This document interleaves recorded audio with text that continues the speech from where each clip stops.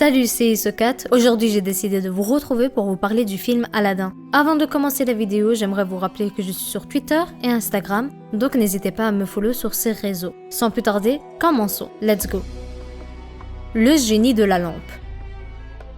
Vous l'avez remarqué, mais il s'agit effectivement du génie incarné par Will Smith qui narre l'histoire d'Aladdin et de Jasmine à ses deux enfants. Si au début du film, je m'étais dit que ce n'était pas vraiment une différence car le réalisateur avait décidé d'implanter l'histoire d'une autre manière que celle du film d'animation, mon avis a changé avec la fin du film. Effectivement, celui qui narre l'histoire est bel et bien le génie devenu humain une fois libéré par Aladdin. C'est une différence importante avec le film d'animation où ce dernier n'entame pas d'histoire d'amour et ne perd pas ses pouvoirs. Ici, le scénario est tout autre puisque ce dernier devient un simple humain. En tout cas, c'est ce que nous laisse croire le film étant donné qu'on ne le voit plus lancer de sorts et il fait le tour du monde avec sa femme et ses deux enfants. Une différence qui n'est pas vraiment pour déplaire aux fans.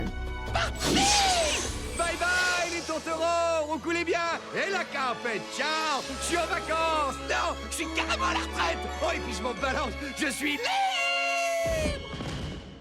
La princesse Jasmine. Si dans le film d'animation, Jasmine était plus audacieuse et jouait plus de son physique, ce n'est pas vraiment le cas dans l'adaptation cinématographique de cette histoire. Je peux comprendre Guy Ritchie par rapport à ce choix car ils ont voulu faire de Jasmine un personnage plus fort même si c'était déjà le cas dans le dessin animé. Effectivement, dans le film, Jasmine souhaitait être le nouveau sultan et étudiait pour cela même si les traditions ont toujours été que seul un homme pouvait avoir cette place. Dans le film d'animation, Jasmine voulait juste être libre et ne souhaitait pas forcément régner sur son peuple, ce qui n'est pas plus mal dans le film où celle-ci se voit décerner le titre de sultan par son père afin qu'elle puisse changer les lois pour pouvoir épouser Aladdin. Dans le film d'animation, c'est son père qui décide de changer les lois pour rendre heureuse sa fille. Une réalisation qui a mis en avant un leadership féminin. Dans le film d'animation, Aladdin se fait arrêter par les gardes dans le palais et Jasmine leur ordonne au nom de la princesse de le libérer et c'est là qu'elle découvre sa réelle identité. Contrairement au film où c'est Jafar qui révèle l'identité de la princesse à Aladdin juste avant de le convaincre d'entrer dans la caverne des mystères pour récupérer la lampe magique. Le sultan devant une loi insultante, je décrète qu'à dater de ce jour, la princesse aura le droit d'épouser l'homme qu'elle estimera digne d'elle. Oui, j'ai choisi. Je t'ai choisi, toi, Aladdin. Appelle-moi Des nouveaux personnages. Un point qui est intéressant à noter est la présence de Dahlia, la servante de princesse Jasmine dans le film. Celle-ci n'existe pas dans le film d'animation et a été ajoutée car les réalisateurs trouvaient ça important d'avoir une autre femme qui avait du temps de parole et qui plus est considérée comme la meilleure amie de Jasmine. Dans le film d'animation, Jasmine est le seul personnage féminin à parler réellement et avoir une place importante dans l'histoire. Un choix qui était important tant au niveau de la symbolique, mais également au niveau de l'importance de Dahlia dans son histoire avec le génie. Dans le film d'animation, c'est le prince Ahmed qui se présente pour demander la main de la princesse. Mais une fois attaqué par Raja, il s'en rend en colère en disant que personne ne voudra l'épouser, alors que dans le film, le prince Anders était d'origine scandinave et était plutôt enjoué et on l'a même revu par la suite. Un léger changement qui a permis à la scène d'avoir un ton beaucoup plus humoristique. Jamais on ne m'avait humilié de la sorte. Prince Ahmed, vous n'allez pas déjà nous quitter? Voyons. Bonne chance à qui épousera cette furie. Oh, Jasmine. Jafar.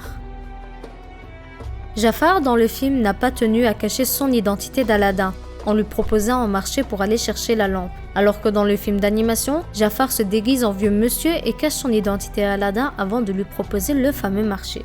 Dans le film d'animation, c'est avant l'apparition du prince Ali que Jafar parle au sultan pour dire qu'il souhaite épouser la princesse Jasmine. Et pour ce faire, il a même changé la loi qui dit que la princesse ne peut épouser qu'un prince. Il a ajouté que le vizir peut également être un prétendant. Cependant, dans le film, il n'a montré de motivation à se marier avec la princesse que lorsqu'il a obtenu la lampe. Si dans le film, Jafar force Jasmine à l'épouser en menaçant de faire souffrir son père, ce n'est pas le cas dans le film d'animation. Effectivement, Jafar demande au génie de faire tomber Jasmine amoureuse de lui, et quand le génie essaie de lui expliquer que ce n'est pas dans les règles, Aladdin revient et la princesse Jasmine joue un rôle comme si elle était tombée amoureuse de lui, dans le but de le tromper, et surtout de gagner du temps en attendant que Aladdin reprenne la lampe.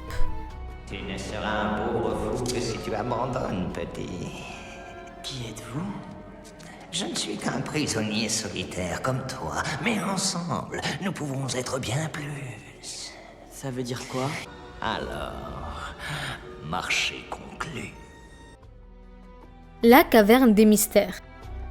Dans le film d'animation, c'est la caverne des mystères qui indique qu'il ne faut rien toucher, et ce, quelle que soit la tentation. Là où dans le film, ce rôle a été donné à Jafar. Dans la caverne, on retrouve également le fameux tapis volant, ce tapis qu'on aimerait tous avoir chez soi. Dans le film, le tapis était bloqué sous un rocher et demande l'aide d'Aladin, là où dans le dessin animé, il était libre de ses mouvements et suivait Aladin pour se faire remarquer. Et justement, dans le film, pour sortir de la caverne, Aladin dupait le génie en lui faisant croire qu'il avait fait un vœu alors qu'il ne touchait pas la lampe. Mais dans le film d'animation, Aladin arnaque le génie d'une autre manière tout aussi rusée, la provocation. Il dit au génie qu'il ne croit pas en ses pouvoirs tout-puissants jusqu'à ce que ce dernier lui prouve le contraire en le faisant sortir de la caverne. Y a des limites à des souhaits? Tu parles pour un grand génie. Il ne peut même pas ressusciter les morts. Ah, mon pauvre Abou. Comment veux-tu qu'il nous fasse sortir d'ici? Il va falloir qu'on se débrouille tout seul. La présentation du prince Ali. Dans le film, ce dernier s'est présenté avec son serviteur et s'adresse directement au sultan et à la princesse. Alors que dans le film d'animation, il parle uniquement avec le sultan et le vizir, jusqu'à ce que Jasmine les écoute et les interrompt pour dire qu'elle n'est pas un objet. Dans la nouvelle adaptation, une scène de fête nous a été proposée, une scène assez plaisante et drôle qui n'était pas présente dans le film d'animation. Dans ce dernier, Aladin montre également son tapis volant au sultan, ce qui n'est pas le cas dans le film. Aladin est également plus confiant lorsqu'il discute avec le sultan et le vizir, alors que dans le film, il s'en mêle plutôt les pinceaux et ne sait pas comment réagir.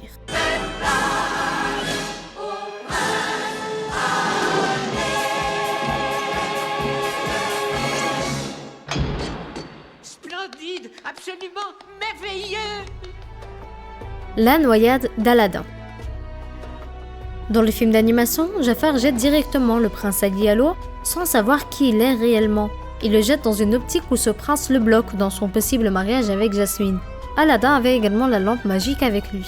Alors que dans le film, Jafar avait reconnu Aladin et avait réclamé la lampe, et s'il refusait et s'entêtait à mentir à ce sujet, il le jetterait à l'eau. Et si ce dernier disait vrai, il n'en ressortirait pas vivant. Et c'est ainsi que Abou et le tapis volant ont lancé la lampe du génie dans l'eau pour qu'il puisse appeler le génie pour le sauver.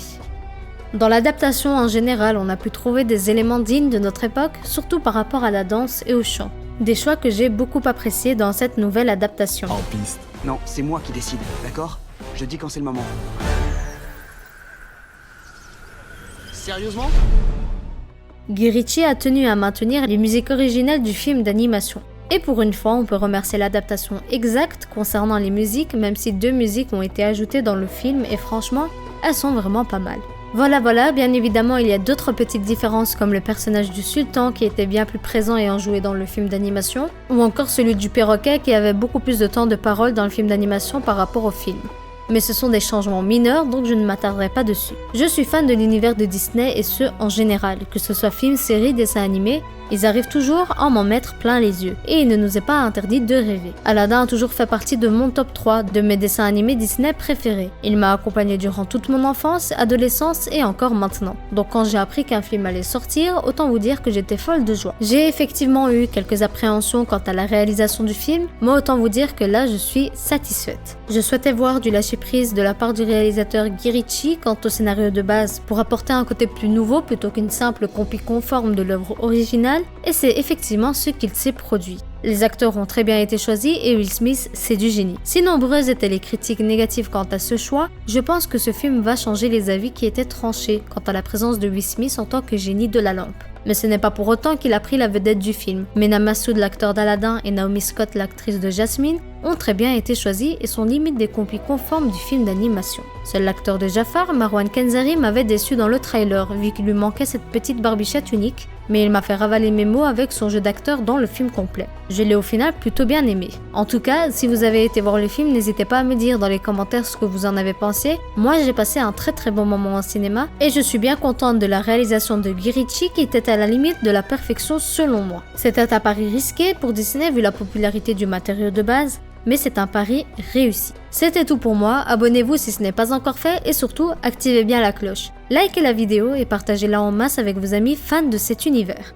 Moi je vous dis à la prochaine, d'ici là, portez-vous bien. Allez, salut!